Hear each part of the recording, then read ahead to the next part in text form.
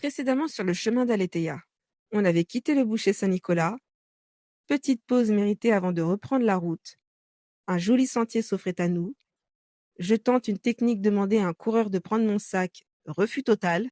Résultat, eye contact avec le sac, trop saoulé par sa lourdeur, je décide de partir sans lui. Non, en fait, c'est absolument faux.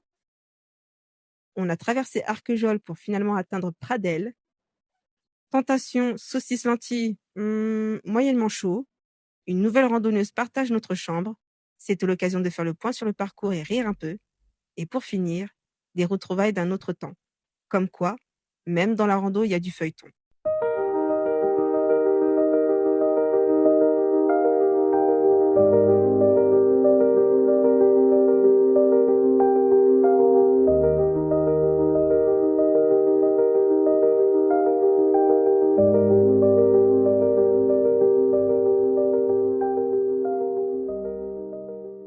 Salut à tous, j'espère que vous allez bien.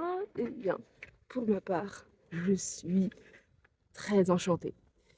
Je pars en direction de Saint-Flour avec mes acolytes devant, Solène et Nilo. Et en plus de ça, j'ai trouvé une petite technique pour amortir la douleur de mes épaules. J'ai un pull. On m'a offert un pull. C'est la lotte de Brigitte qui m'a offert un pull parce que, comme vous savez, j'ai pas prévu grand chose pour me réchauffer durant la nuit. Eh bien, il m'a offert un pull et donc je suis ravie. Voilà. Et j'ai trouvé cette petite technique et que ça me fait tellement du bien aux épaules là. Donc je ne sens vraiment pas le poids de mon sac. Et je pense que du coup, le trajet sera beaucoup plus facile.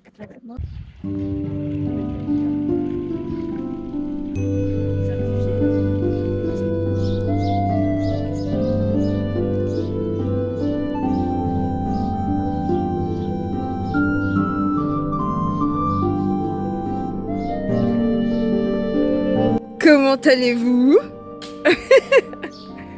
Alors, vous allez où aujourd'hui? Chez l'Arlévêque? C'est combien de kilomètres en tout? Je ne sais pas exactement, mais autour de 23, non, je sais plus. Ah, quand même, 23! Et vous On va à Saint-Flour. C'est après ça, non? Vous avez C'est fait av- 40 votre étape, c'est Ça, ça? c'est avant Sheila. Avant, ok. Ouais, donc ça fait déjà à peu près une bonne. En camping? Ouais, il y a un camping là-bas. Ouais, parce qu'on m'a dit qu'à Chaleur, les mecs, il y en avait. Ouais, donc on va se poser là-bas.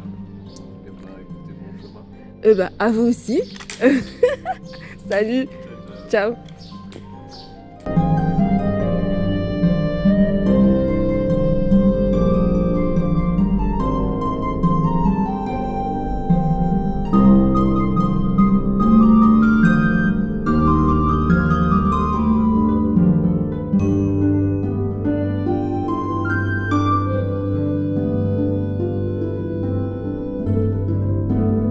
Et direction Langogne, nous y sommes proches.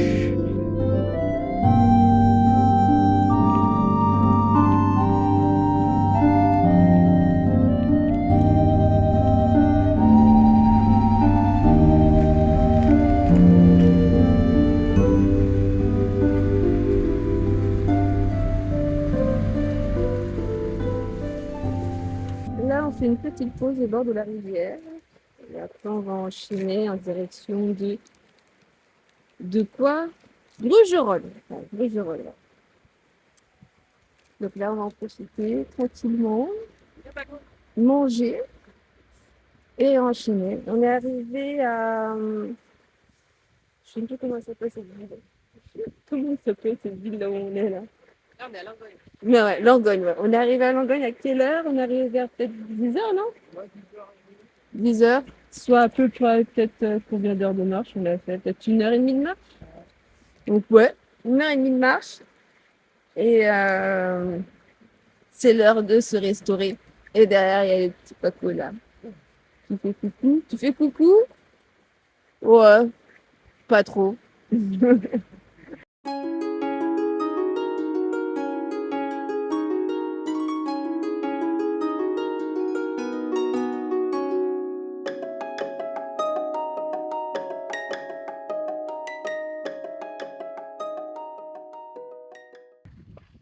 fais une pause.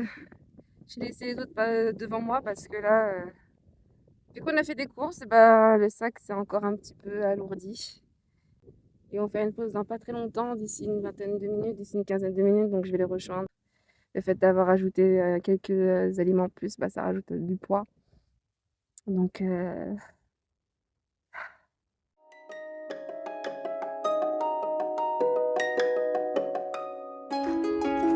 on vient de rentrer dans le Gévaudan. Et il n'y a pas trop de différence en fait entre le Gévaudan et le Puy-en-Velay. C'est presque à peu près le même paysage.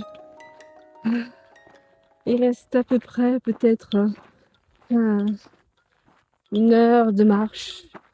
Ça peut-être, je vous avouerai, peut-être 2 kilomètres. J'en sais rien. Mais comme d'hab, hein, c'est toujours aussi compliqué. Mais on essaye d'avancer à son rythme. Je fais de plus en plus de pauses. Comme là. Même le chien est fatigué. Il vient de se poser. J'ai l'impression qu'il me suit à mon rythme. On a un rythme de chien, toi et moi.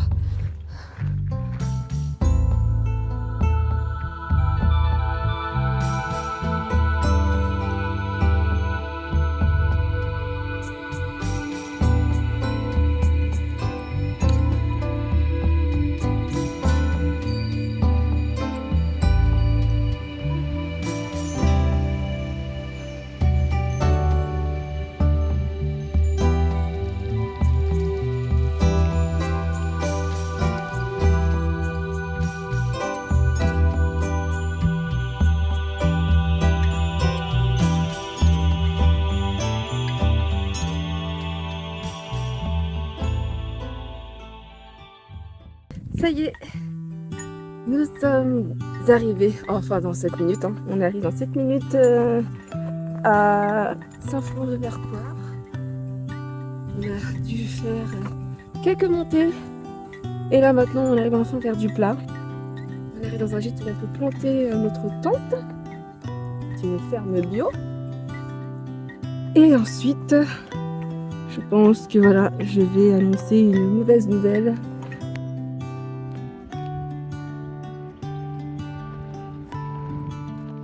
Oh, gendarmerie nationale, bonjour.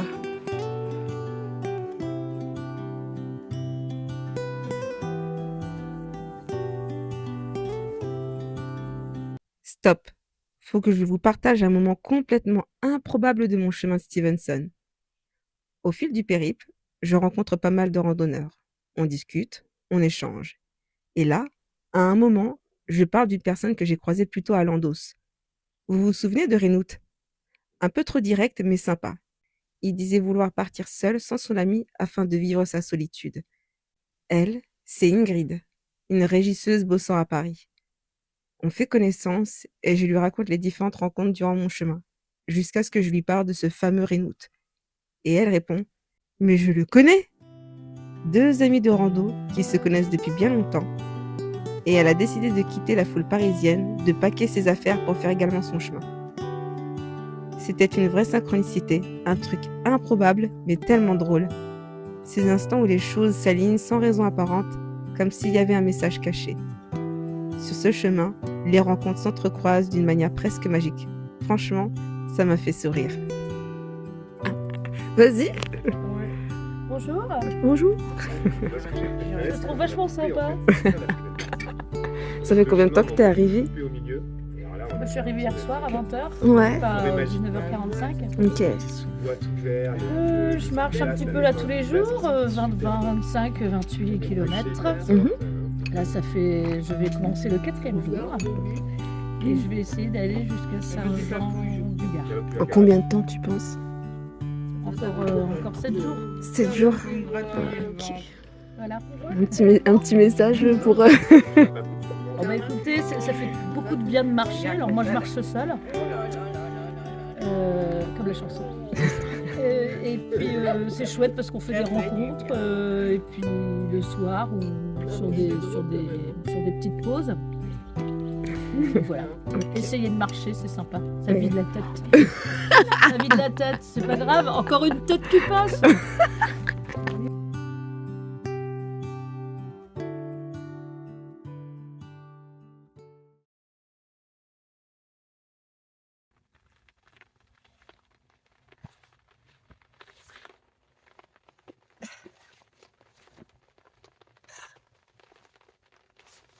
Yo, salut à tous, j'espère que vous allez bien.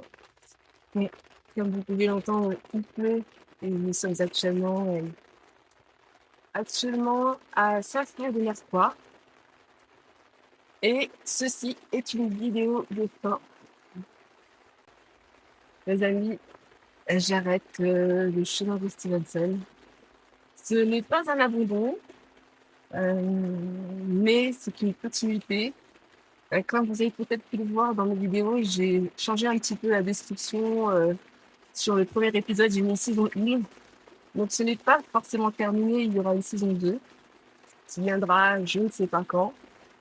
Je ne vais pas vous dire vraiment de date ni de mois précisément, mais il va falloir que je prenne un temps déjà pour me reposer et voir quel est le matériel adéquat pour pouvoir continuer le périple.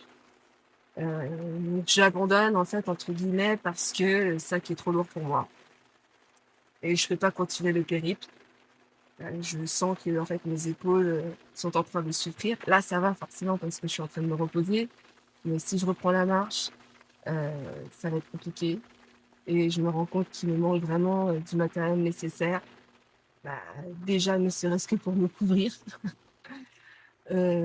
J'ai sacrifié beaucoup d'éléments, notamment les sacs de couchage. Et au final, je regrette parce qu'en fait, on est en altitude. Qui dit altitude dit la température est assez fraîche. On est à peut-être à 1060 mètres d'altitude. Donc dire que la nuit n'était pas forcément désagréable. Ça a été un équilibre entre les deux. Heureusement que j'ai le pull et je tiens à remercier vraiment la personne qui m'a offert son pull. Ça, c'est un très bon souvenir. Petite touche quand même de tristesse quand même parce que j'ai rencontré énormément de personnes et c'est dur d'arrêter en cours de route et de dire en fait au revoir à certaines personnes comme Solène et Nino, les Bruxellois que je vais pas forcément plus revoir, d'autres personnes que je connais pas leur prénom, mais avec qui on aurait pu se recroiser dans d'autres étapes. C'est assez dur. Mais bon, c'est un choix que j'ai pris parce que j'aime ce côté légèreté et j'aime pas avoir ce côté lourdeur. Et je pense que ça a une signification quand même assez personnelle parce que dans ma vie, quand même, j'ai beaucoup porté et j'ai envie quand même de m'alléger en fait. Et